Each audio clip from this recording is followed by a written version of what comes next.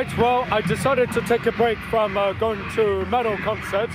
Instead, I will go to the tents where the reenactment groups are located.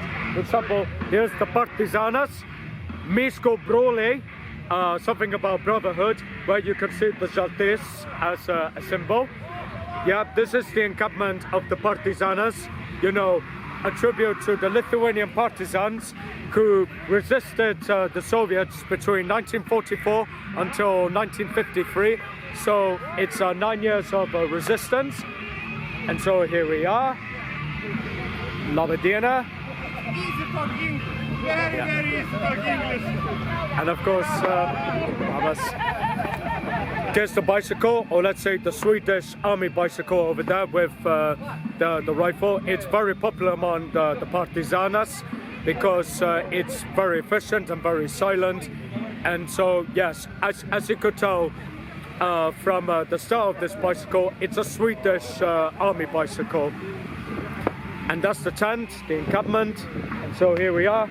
And now for the Baltic Warrior encampment. Oops, I just dropped the cup over here. Never mind, I got it. Labadiena. Here we go.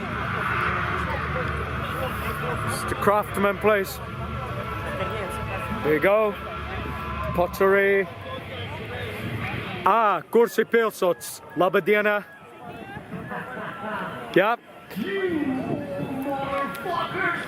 Here it is, the cauldron above the fire, just to keep warm the food, and so yeah. So you're cooking stew or? There's gonna be pork ribs. Oh, it's pork ribs. All right. Right. Okay. So so this is the encampment of Kursi pilsots. Yeah, Kursi pilsots. Hold on. He's looking in the sky now. Kursi pilsots is a reenactment group which is dedicated to the Baltic tribes, which the Curonians, yes, they were the sea raiding or seafaring Baltic tribes who've been doing a lot of raids on the Viking settlement, whenever be in Visby, in Sweden, anywhere, and they also trade as well as raiding and you know, a lot of stuff they do, and so yeah.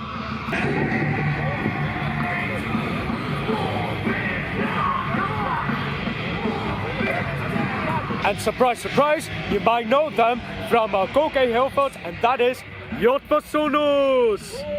Here's Jotvasunus. Here we go. Yeah. Here we go. Like old time's sakes, they're from Jotvasunus, the Viking Warriors. Right now they're chilling, and so yes, here we go. One of the reenactors, and so here we go. And here we are, Jotvasunus.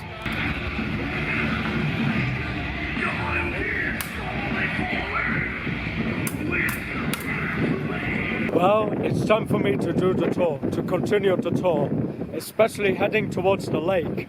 Now, what's more, in the lake, there is something even more special.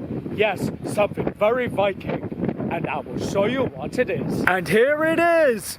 First time at Kilkim Zaibu, the Viking Longship. Right ahead. Look at that! A life-size Viking Longship. That is pretty much of a snack car. The snack car, which is up to the crew of... Hey, how you doing? How do you feel about this Viking Longship being docked over? When is it going off? Yeah, but have you thought about rowing the boat yourself? Yeah, it would be nice, I guess. Yeah? I think I'm strong enough.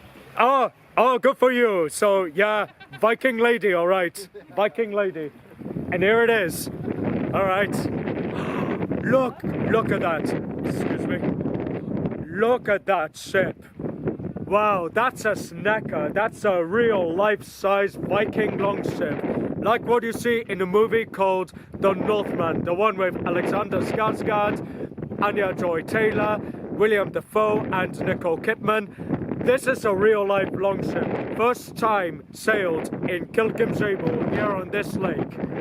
And here it is. So, are you behind the creation of this ship? I'm not behind the creation, I'm the captain. Ah, so you're the captain of the ship. So how long have you been operating the ship for? 2 years now. 2 years? Wow, that's very recent. Yeah. The ship was Uh-huh.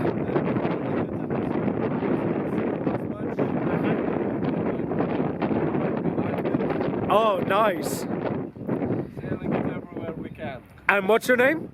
Jonas. Jonas. Okay, Jonas. So this Viking Longship is pretty much of a snack due to the fact that it's up to the crew, or let's just say that it's more likely to be a river Viking ship.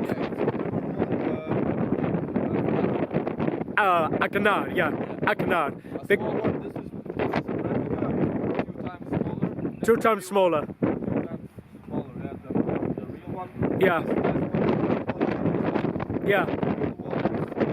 Used to be like 30 30 meters. meters, but the longest of which is the Drakar, which is between 50 to 100 crew people. So this is a huge deal right here. Wow. Take a look at this figurehead. This is the dragon head. This is how the Vikings, they have carved their boats. And look at that. These seats are basically chests where they store all the essential items in. And this is how they operate the boats, through human power. And look here, a round shield with the jartis. That's a very nice touch to it. And of course, the Baltic tribes, it's not just the Norse Vikings who operate longships like this, but it's also the Baltic tribes. For example, the Guronians, or let's say Gorsipilsos, they even operated boats like this, because they even raided, they traded, and they made business as well through sailing. All through. Yes, and they happen to be very good navigators, and that's the reason why the Vikings, even the Baltic tribes, happen to be everywhere, because they happen to sail on this boat. And look at the rudder here. This is how they steer the ship, the very back. That's the tail of it. So, are you excited to go on board the ship? Yeah? So, first time, or have you done that before? Yeah. But would you like to do that? Yeah, great. Yeah, of course. And so here we have it. Baltic Vikings. Here we go, Baltic Vikings. This ship really steals the show, which is now the face of Kilkim Zaibu. The Viking ship. Here we go, in reference to the Northmen.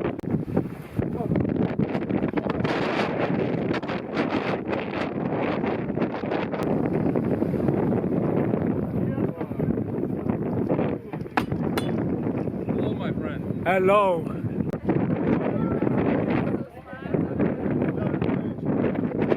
Here we go. The Viking ship is about to embark on a voyage along the lake of Ukmerge.